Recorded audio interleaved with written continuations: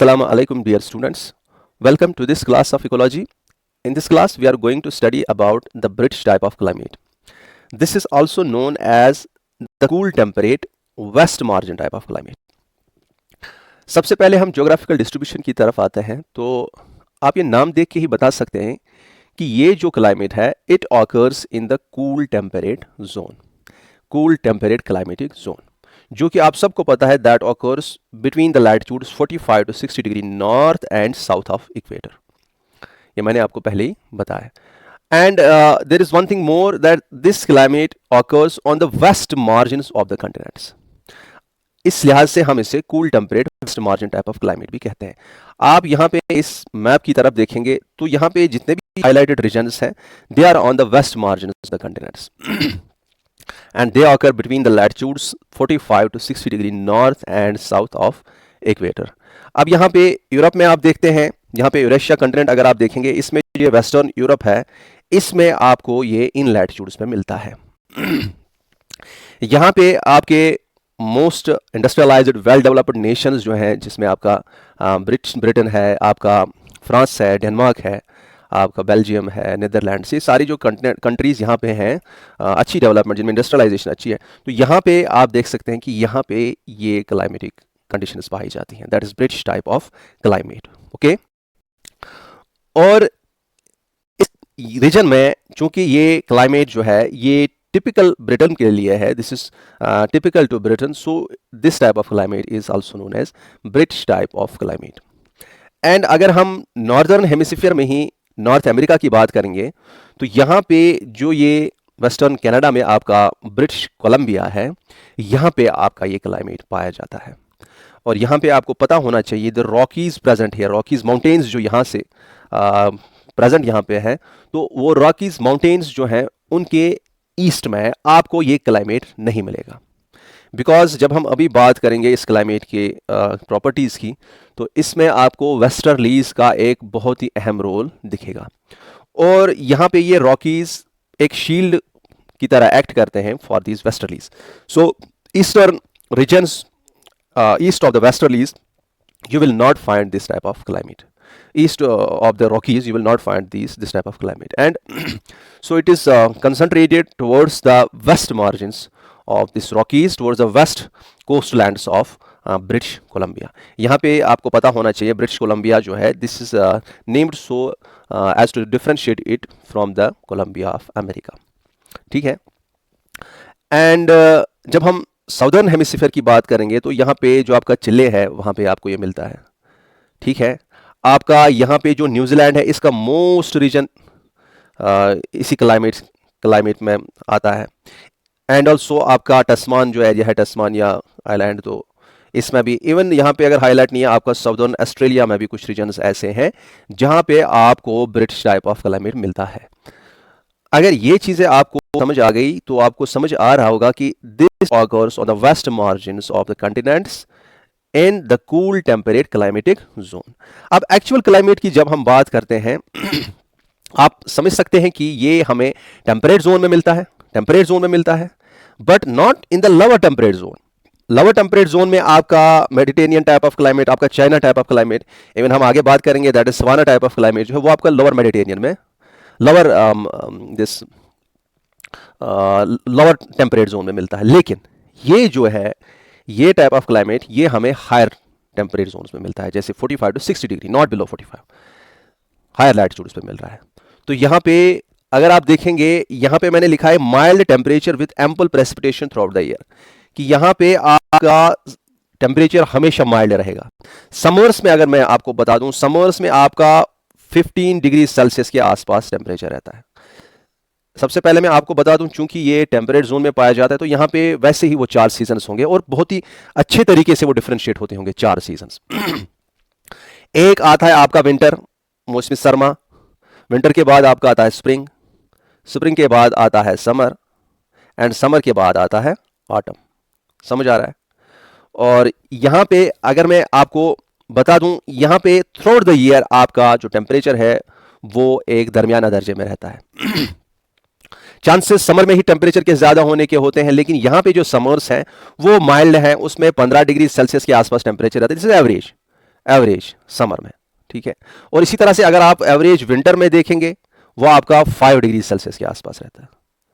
तो इस तरह से आप समझ सकते हैं कि आपके समर्स में हीट नहीं होती है ज़्यादा, and in winters the winters are not too cold. आपके समर्स मॉडरेटली वार्म होते हैं एंड विंटर्स आर माइल्ड।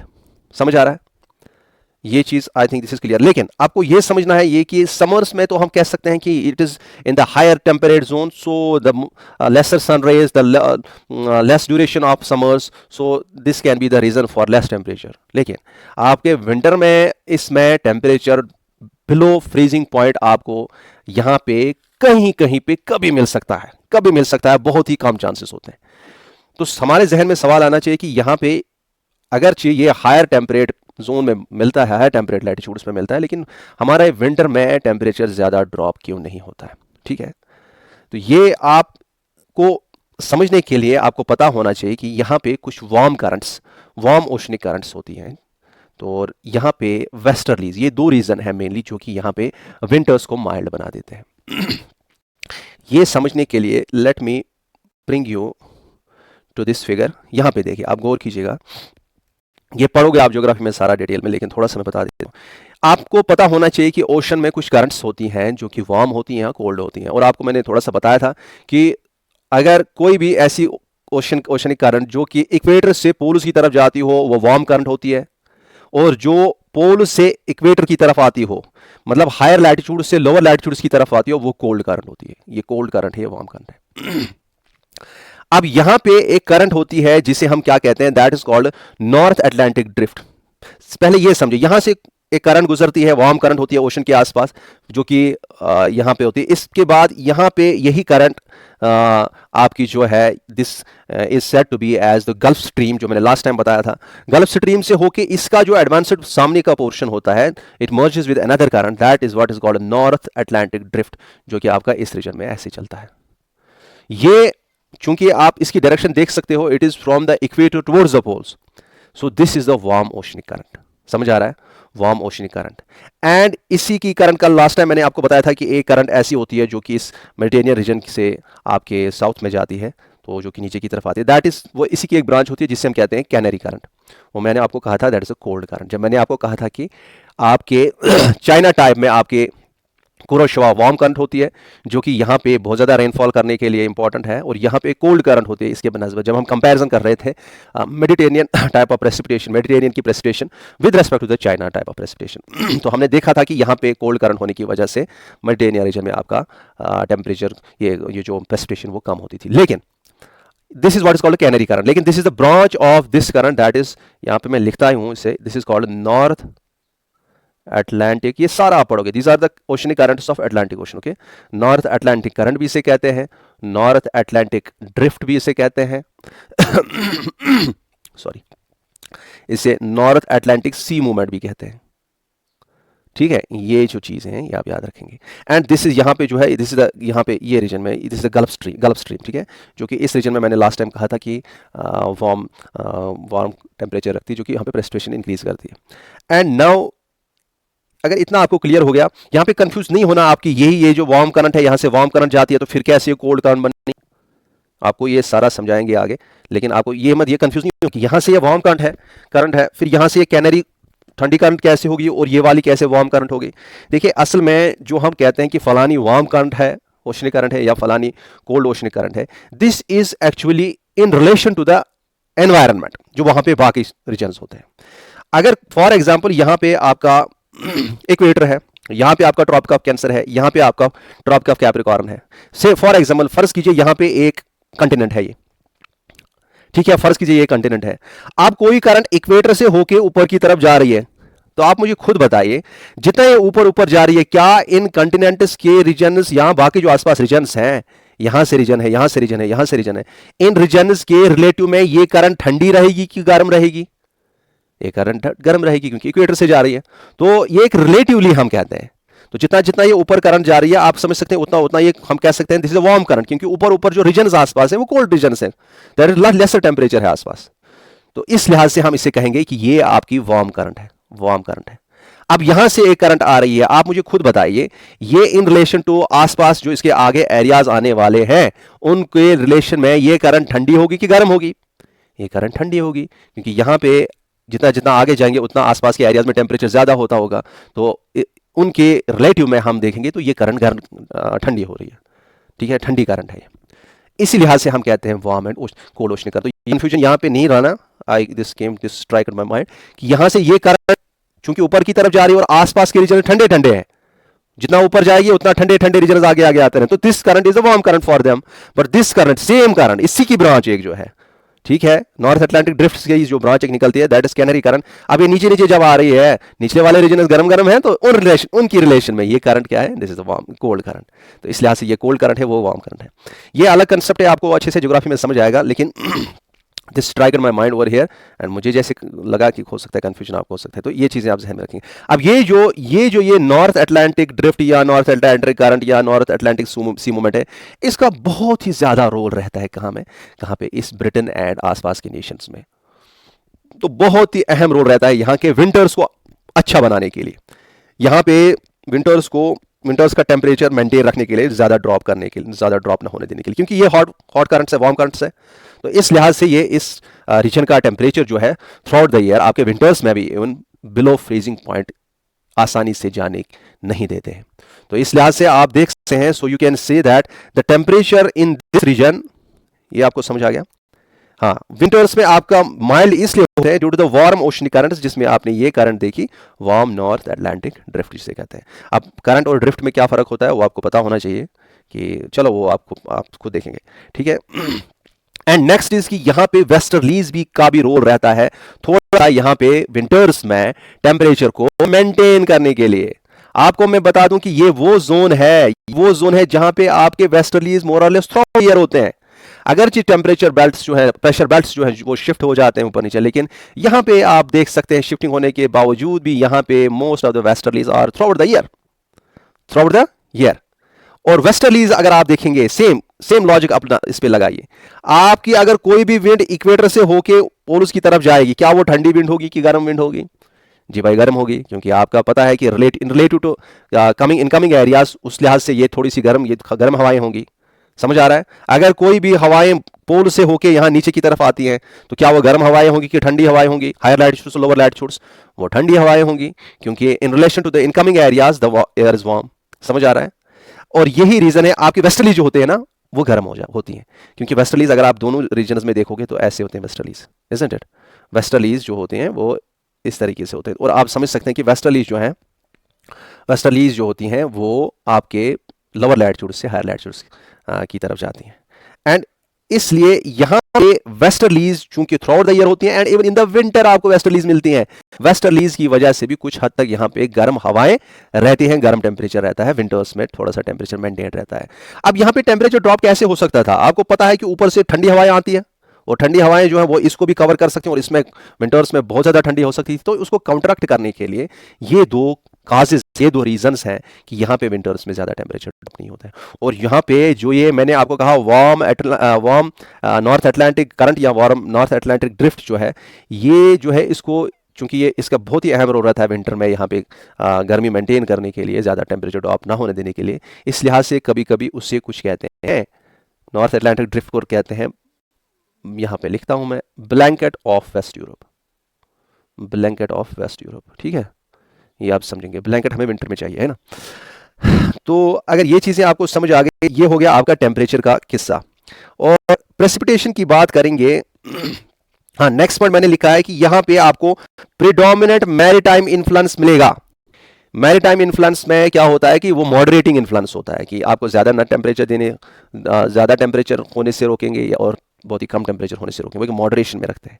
तो ये आप से बता सकते हैं this is because of the presence of ocean, जहाँ पे अटलांटिक ओशन है, आपका पैसिफिक ओशन है, आपका बाकी जो भी है, तो इस लिहाज से यहाँ पे मैरीटाइम इन्फ्लुएंस बहुत होगा इस टाइप ऑफ क्लाइमेटिक रीजन में। क्योंकि देखिए आपका जो भी कंटिनेंट्स के मार्जिनस होते हैं ना, मार्जिनस अगर कहीं पे भी मार्जिन, जैसे हम बाद में पढ़ेंगे, ये यहाँ पे मैं बताऊंगा आपको स्टेप्स कहते हैं आप, यहाँ पे उनकी बात करेंगे, यहाँ पे सवाना की बात करेंगे, यहाँ पे डेजर्ट्स की बात करेंगे।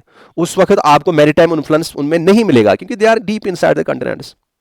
सो the maritime influence occurs on the margins of the continent, जहां पे भी मार्जिन मार्जिन मिलेगा आपको, वहां पे आपको मैरीटाइम इन्फ्लुएंस मिलता है। और आप मुझे खुद बताइए जरा, आप मुझे खुद बताइए, क्या आपके नॉर्दर्न हेमिस्फीयर में जो ब्रिटिश टाइप ऑफ क्लाइमेट जहां जहां पे मिलता है, वहां पे ज्यादा मैरीटाइम इन्फ्लुएंस मिलता होगा कि आपके साउदर्न रीजन में?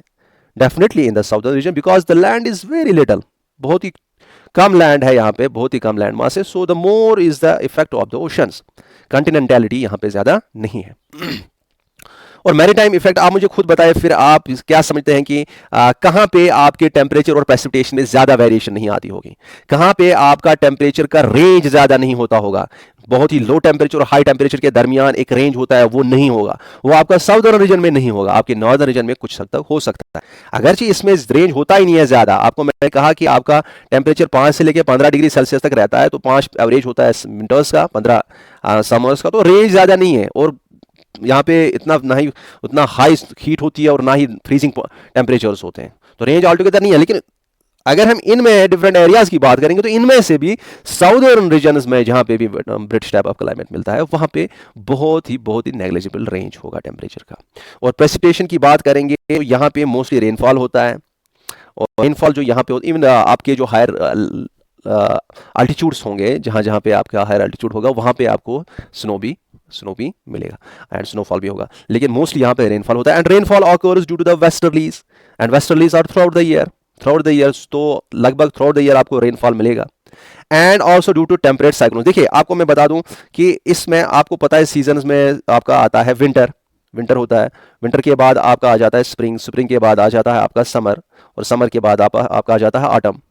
याद रखिएगा स्प्रिंग में थोड़ी सी ड्राइनेस होती है, अगर इनको खैर नहीं होती ड्राइनेस, लेकिन अगर इनके लिहाज से हम इसे कंपेयर करें, ओवरऑल अगर आप प्रेसिपिटेशन की बात करेंगे ना, ओवरऑल वो होती है 5 से लेके 100 सेंटीमीटर तक इसमें एनुअली, ठीक है, ये in the form mostly in the form of rainfall. और थोड़ा सा, और यहाँ पे भी अगर आप देखेंगे विंटर में मैक्सिमा होता है इसका, विंटर मैक्सिमा होता है कि विंटर में ज्यादा प्रेसिपिटेशन होती है, समर्स में भी होती है और ऑटम में भी होती है, स्प्रिंग्स में भी होती है, लेकिन विंटर्स में सबसे ज्यादा प्रेसिपिटेशन होती है।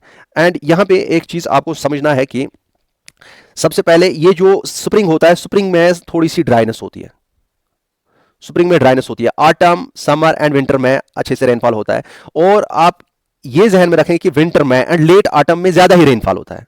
एक तो westerlies through out the year है, चलो ठीक है, थोड़ा सा रेनफॉल हर सीजन में हो रहा है, लेकिन रेनफॉल, लेकिन आपके ऑटम में और बिगिनिंग ऑफ दिस विंटर में या इवन विंटर में आपके ये टेम्परेट साइक्लोन्स का भी काम रहता है, जो आपको पता होना चाहिए। Temperate cyclones and the role of the fronts, cold front and warm front, ये वो जोन है जहां पे cold fronts and warm fronts का मिलना संभव होता है, एंड दैट इज यहाँ पे टेम्परेट साइक्लोन्स बनते हैं। एंड टेम्परेट साइक्लोन्स जो है ये क्या करेंगे, यहाँ पे फर्दर रेनफॉल काज करेंगे in autumn and this winter. So specially in the late autumn and beginning and in this winter आपका रेनफॉल ज्यादा होता है, ठीक है। ये चीजें अगर आपको समझ आ गई, नाउ लेट अस अब हम नेक्स्ट पेज पे आते हैं, जहां पे हम फ्लोरा एंड फाना की बात करेंगे कि मतलब यहां पे किस किस्म के हमको प्लांट्स मिलेंगे, किस किस्म के एनिमल्स मिलेंगे। देखिए ये जो रीजन है, ये जो क्लाइमेटिक जोन है, यहां पे आपके मोस्टली डेसिडियस फॉरेस्ट्स मिलते हैं, वो अपनी लीव्स शेड करते हैं, लेकिन किस सीजन में, वो एक्चुअली आपके जो विंटर है, विंटर में लीव शेड करते हैं, ताकि वो खुद को प्रोटेक्ट करें फ्रॉम कोल्ड, कोल्ड से प्रोटेक्ट करने के लिए वो अपने लीव्स शेड करते हैं from cold, from snow and from Frost. ये जो चीज़ें हैं, ये हार्श कंडीशन जो है, इस लिहाज से उन स्पेशली ये विंटर के बिगनिंग में, ऑटम में ही जो है, ऑटम में ही इसमें लीव शेड करते हैं। और ये आपको पता होना चाहिए कि ये जो ब्रिटिश टाइप ऑफ क्लाइमेट जहाँ पे मिलता है हमें, यहाँ पे ये 4 सीजन जो है, ये बहुत ही क्लियर कट हमें मिलते हैं, ये बहुत ही क्लियर कट। और आपको जैसे ऑटम, ऑटम क्या होता है, ऑटम में हम कैसे डिफरेंशिएट करते हैं, this is autumn, that is the yellowing of the leaves, और फिर गिरना पत्तों का, वो चीज़ें जो हम ऑब्जर्व करते हैं, इवन यहाँ पे भी ऑब्जर्व करते हैं, कश्मीर में भी, तो वो यहाँ पे बड़ा अच्छे से आप ऑब्जर्व कर सकते हैं। तो ऑटम भी यहाँ पे अच्छे से, और स्प्रिंग फिर आना, लीव्स का आना, छोटे पत्तों का आना, ग्रीनरी आना, that is what is called spring, तो वो भी यहाँ पे आप अच्छे से डिफरेंशिएट कर सकते हैं। एंड चूंकि यहाँ पे कौन से आपको फॉरेस्ट्स मिलते हैं, डेसिडुअस फॉरेस्ट्स, ये most of the trees are deciduous over here, समझ आ रहा है। एंड डेसिडुअस किस लिहाज से, ये प्रेसिपिटेशन कम होने की वजह से, स्पेशली ये कोल्ड से बचने के लिए ये कोशिश करते हैं कि हम अपने लीव्स शेड करेंगे, और स्नो एंड फ्रॉस्ट के लिए। अच्छा, यहाँ पे आपके डेसिडुअस जो फॉरेस्ट होते हैं जनरली, ये कौन से होते हैं, ये ब्रॉड लीव्ड होते हैं, ब्रॉड लीव्ड होते हैं, ये एंजियोस्पर्म्स होते हैं, ठीक है, ब्रॉड लीव्ड एंजियोस्पर्म्स होते हैं। एंड ये मतलब इन द सेंस हम कह सकते हैं हार्डवुड, हार्डवुड, ठीक है।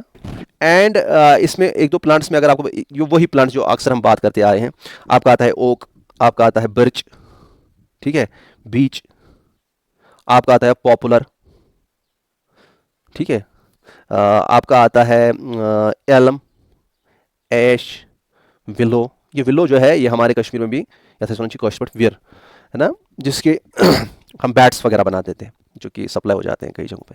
तो ये चीज़ें आपको यहाँ पे मिलते हैं। These are broadleaved forests, broadleaved trees.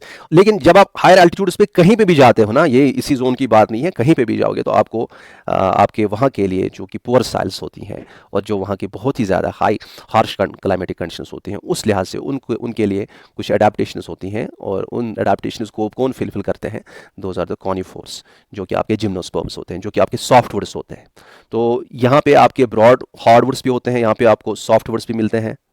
ये आपके कहाँ पे मिलेंगे? जहाँ पे आपका हायर एल्टीट्यूड होगा। और ये द सेम पाइन वगैरह, जो पाइन फिर वही चीज़ें इसमें आते हैं। और एनिमल्स की बात करते हैं तो almost all types of animals यहाँ पे भी मिले हमें।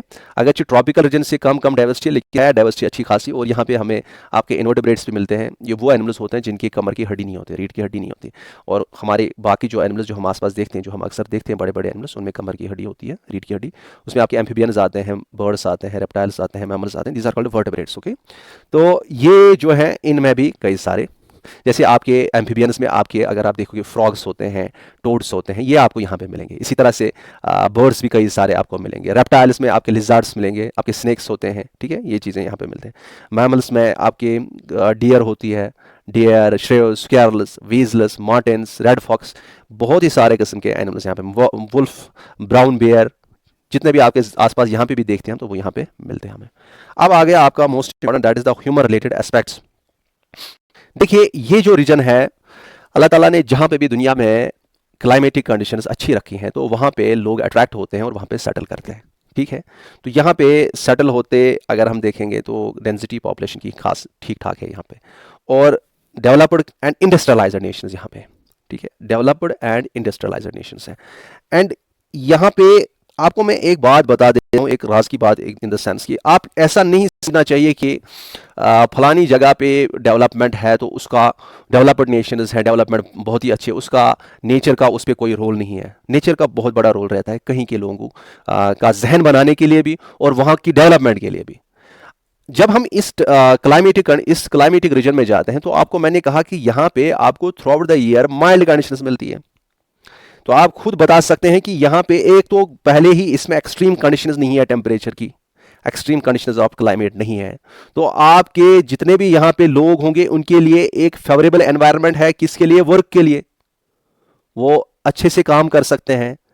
यहाँ पे आप अफ्रीका में कहीं ट्रॉपिकल रीजन में जाएंगे, डेजर्ट में जाएंगे, वहाँ पे क्या उतनी इकोनॉमी होगी इन द सेंस कि क्लाइमेटिक कंडीशन, अगर वहाँ पे सब फैसिलिटी देंगे, फलाना चीज़ फिस्ताना चीज़, लेकिन वहाँ पे डेवलपमेंट उतनी नहीं हो सकती है क्योंकि अल्लाह ताला ने ऊपर से ऐसा टेम्परेचर रखा है कि उसमें अच्छे से काम नहीं किया जा सकता है, उसमें लेजीनेस आएगी, उसमें थकावट आएगी, सारी चीज़। तो यहाँ पे फेवरेबल एनवायरनमेंट होने की वजह से यहाँ में वर्क अच्छे से कर सकते हैं, कंसंट्रेशन। तो यहाँ के आप कहते हो कि फलाने अंग्रेज जो होते हैं वो बहुत ही काबिल होते हैं, उनमें कंसंट्रेशन बहुत ज़बरदस्त होती है। ये ऊपर की तरफ से उनके लिए एक ऐसा रीजन है जहाँ पे कंसंट्रेटेड इंसान रहता है, ठीक है। And you might be understanding this कि जब आप यहाँ से कश्मीर से लेके आप दिल्ली में जाते हो, वहाँ पे वो बहुत ज़्यादा टेम्परेचर होता है। तो मुझे नहीं लगता है कि जितना हम यहाँ पढ़ सकते हैं, अच्छे से स्टडी कर सकते हैं, उतना वहाँ स्टडी कर सकते हैं। जितना यहाँ पे कंसंट्रेट कर सकते हैं किसी काम में, उतना वहाँ पे कर सकते हैं। समझ आ रहा है? तो ये एक रीज़न होता है। दूसरा ये रीज़न होता है, चलो टेम्परेचर, दूसरा ये रीज़न होता है कि वहाँ पे मैंने कहा थ्रू आउट द ईयर ये कंडीशंस रहती हैं। होल ईयर आपको पूरा साल मिल रहा है, आप काम कर सकते हो अच्छे से। आधा साल नहीं मिल रहा है हमारे यहाँ कश्मीर में, आधे साल हम विंटर में क्या अंदर कांगरी लेके बैठेंगे, आधे समर्स में बनाएंगे हमारा फसल वगैरह, फिर स्टोर करेंगे, विंटर्स में वही खाएंगे, यही हमारी ज़िंदगी चलती है। वहाँ क्या है? वहाँ सारे ईयर आप काम कर सकते हो। आपका उतना टेम्परेचर ड्रॉप नहीं होता है विंटर्स में, ना ही समर्स में उतनी गर्मी होती है। तो आपको देख सकते हो कि हमेशा आप काम कर सकते हो और इसलिए आप ज़्यादा डेवलपमेंट के लिए काम कर सकते हो। एंड दिस इज ऑब्वियस कि उन जगहों पे आपकी जो डेवलपमेंट होगी वो बेहतर होगी than the regions that are not having this type of facility by the nature. समझ आ रहा है? इसी तरह से नेक्स्ट थिंग वहां पे होता है that is profitable lumbering. Lumbering हो गया वही पेड़ गिरा जो मैंने कहा। तो ये इसके लिए आपको पता होना चाहिए कि लंबरिंग के लिए एक तो इंपॉर्टेंट ये है कि आपके प्योर स्ट्रैंड्स होने चाहिए ट्रीज के, और मतलब होमोजिनिटी होनी चाहिए ट्रीज़ की, होमोजिनिटी या जिन्हें हम कहते हैं प्योर स्ट्रैंड्स। वो मतलब क्या है कि आप कहीं पे जा रहे हो पेड़ काटने के लिए, आपको 10 पेड़ चाहिए एक स्पीशी के, आप देख रहे हो आपको यहाँ पे एक मिल रहा है, दूसरा आधे किलोमीटर में मिल रहा है, बीच में पता नहीं कितने पेड़ हैं, तो आपके लिए फेवरेबल नहीं है। होमोजिनिटी होनी चाहिए ट्रीज में। और इसके अलावा आपके वहाँ होमोजिनिटी के साथ साथ आपके अंडरग्रोथ जो वहाँ पे होती है, जो बशेस वगैरह होते हैं, ये ज़्यादा नहीं होने चाहिए, अंडरग्रोथ इज लेस, ताकि आप जो पेड़ काटोगे उसमें जो मूवमेंट कराना है, उसके लिए जो लेबर फोर्स का वर्क करना है, काम करना है, वो सारी चीज़ें करने के लिए आपको एरिया होना चाहिए जहाँ पे आप काम कर सकते हो। तो ये चीज़ें हैं जो यहाँ पे आपके लिए प्रॉफिटेबल नंबरिंग बना देती हैं, क्योंकि ये कंडीशन यहाँ पे सेटिस्फाई होती हैं। नेक्स्ट चीज़ कि यहाँ पे एग्रीकल्चर बहुत ही वेल डेवलप्ड है एंड यहाँ पे मिक्सड फार्मिंग की जाती है। And you know that mixed farming में हम एग्रीकल्चर के साथ साथ लाइव स्टॉक का भी पालन करते हैं। वहाँ पे जो हमारे भेड़ बकरियाँ होती हैं, जो हमारे कैटल होते हैं, तो उनके लिए भी हमारे एग्रीकल्चरल फार्म से ही हम उनके लिए सारी चीज़ें बना के, सारी चीज़ें प्रोड्यूस करके उनको ग्रो करते हैं, उनको उनकी ग्रोथ वगैरह करते हैं, तो उनको हम पालते हैं। That is what is called the mixed farming. तो यहाँ पे मिक्सड फार्मिंग होती है। एग्रीकल्चर भी वेल डेवलप्ड है। वेल डेवलप्ड एग्रीकल्चर जो है जिसमें वीट मोस्टली कल्टीवेट होता है, फॉलोड बाय बार्ले। यहाँ पे सबसे ज़्यादा वीट मोस्टली कल्टीवेट होता है। वीट इसलिए क्योंकि यहाँ का मोस्टली जो स्टेपल डाइट है वो वीट के प्रोडक्ट्स ही बना देते हैं, ठीक है, आपकी रोटी वगैरह जो होती है। एंड बाकी सीरियल्स में आपका बार्ले भी यूज़ होता है, लेकिन बार्ले आपके ह्यूमन कंजप्शन के लिए स्पेशली यूज़ नहीं होता है। इसको ये फोडर के लिए यूज़ करते हैं, मतलब हमारे जो ये होते हैं लाइव स्टॉक जो होता है उनके लिए यूज़ करते हैं। एंड इवन इसी से वहाँ पे डिस्टिल्ड विस्की बनाते हैं, विस्की शिस्की यहाँ बार्ले से बना देते हैं। And for this also it is used. तो ये इसलिए ये दो मोस्ट कल्टिवेटेड सीरियल्स हैं। लेकिन आपको ये मैं बता दूं कि यहाँ पे चूंकि सीरियल्स तो यहाँ पे बहुत ही अच्छे तरीके से एग्रीकल्चर है और सीरियल अच्छे से डेवलप बहुत ज़्यादा प्रोड्यूस होते हैं, लेकिन फिर भी ये देखा गया है कि यहाँ पे क्रॉप्स जो हैं, ये जो स्पेशली फूड क्रॉप्स यहाँ जिसमें वीट मेनली है, ये इंपोर्ट किया जाता है, ठीक है। अगरचे क्योंकि डेंसिटी पॉपुलेशन की अच्छी है, अच्छी खासी, और इनके लिए ओवरऑल इनके लिए सेटिस्फाई नहीं होता है खुद का वीट इतना, ये बाहर से इंपोर्ट ही करते हैं। नेक्स्ट इज़ कि यहाँ पे हाँ मार्केट गार्डनिंग होती है। यहाँ पे याद रखेंगे कि मार्केट गार्डनिंग में क्या हो, ये मार्केट गार्डनिंग जो है, ये कंसेप्ट जो है, ये आपके हर किसी जगह पे मिलता है। इवन यहाँ पे भी जब आप इवन लेस डेवलप्ड नेशन में भी होता है, जहाँ पे आप इंडिया में भी कई जगहों पे आप देखेंगे कि क्या होता है कि जहाँ पे स्टी होती है, स्टी में बहुत सारे लोग होते हैं, तो उनके लिए आपको फ्रेश वेजिटेबल्स चाहिए, फ्रेश फ्रूट्स चाहिए। तो उस लिहाज से हमें उनके लिए बहुत दूर से नहीं, स्पेशली हमारे उधर ही नज़दीक में कोई एरिया लिया जाता है जहाँ पे लार्ज स्केल पे इन द स्मॉल एरिया पे कल्टिवेट किया जाता है, स्मॉल एरिया पे कल्टिवेट किया जाता है जो भी रिक्वायर्ड वेजिटेबल्स एंड फ्रूट्स होते हैं। और कल्टिवेशन जो होती है इसमें वो मार्केट गार्डनिंग में कि एक एरिया है, यहाँ पे suppose this is an industrial area, यहाँ पे एक सिटी है फॉर एग्जांपल, सिटी के आसपास ही रीजन में हम कहीं एक छोटा सा रीजन लेंगे जहाँ पे हम कल्टिवेट करेंगे क्रॉप्स को, जो भी स्पेशली फ्रूट्स एंड वेजिटेबल्स को कल्टिवेट करेंगे, और इनमें हम इस तरीके से कल्टिवेशन करेंगे कि इसमें इंटेंसिव कल्टिवेशन होगी। इंटेंसिव मतलब कि इसमें आपका जो इसमें आउटपुट नॉर्मल में होना चाहिए था, जितना इसमें नॉर्मल में विदाउट ह्यूमन इंटरवेंशन जितना फसल निकलता है, हम उसको चेंज करके इसमें खुद काफ़ी सारी फसल खाद डालते हैं, काफ़ी सारे न्यूट्रिएंट्स डालते हैं, इसमें पानी की सप्लाई रखते हैं, सब चीज़ें बेस्ट तरीके से रखते हैं। तो इस लिहाज से हम इसमें छोटे से एरिया में बहुत ज़्यादा आउटपुट निकालते हैं। That is what is called intensive. Extensive हो गया कि नॉर्मल तरीके से कहीं पे गार्डन है या कहीं पे कुछ भी है वहाँ पे ग्रो होता है, नहीं, हम इसमें ह्यूमन इंटरवेंशन की वजह से हम इसका पोटेंशियल बढ़ा देते हैं। That is what is called intensive. And market gardening में ये कंसेप्ट जरूरी है, क्योंकि हम आसपास, ये लार्ज स्केल पे होता है लेकिन ये छोटे एरिया में होता है। छोटे एरिया में हम ज़्यादा इस सिटी के लिए, बड़ी सिटी के लिए नहीं प्रोड्यूस कर सकते।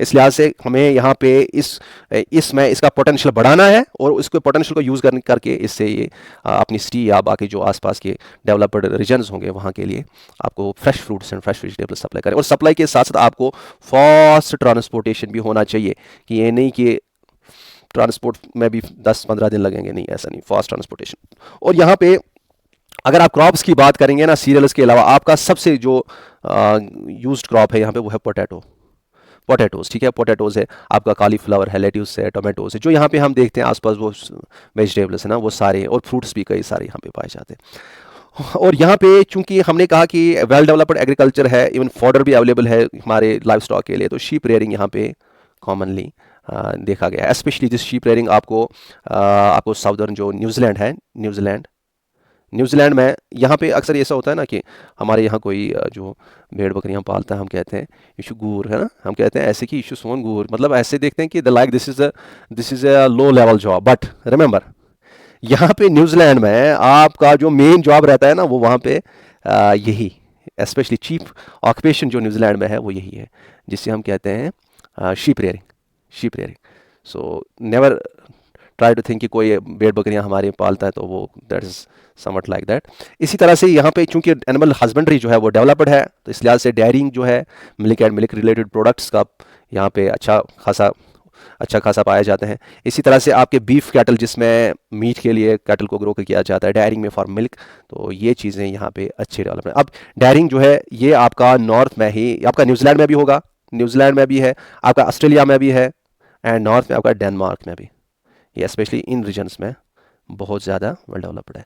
सो this was something about this, and if you want to remember कि पोटैटोज यहाँ पे 2/2 of the whole world production जो यहाँ पे होती है। And thank you so much, thanks a lot. So this was the bridge type of climate, thanks a lot.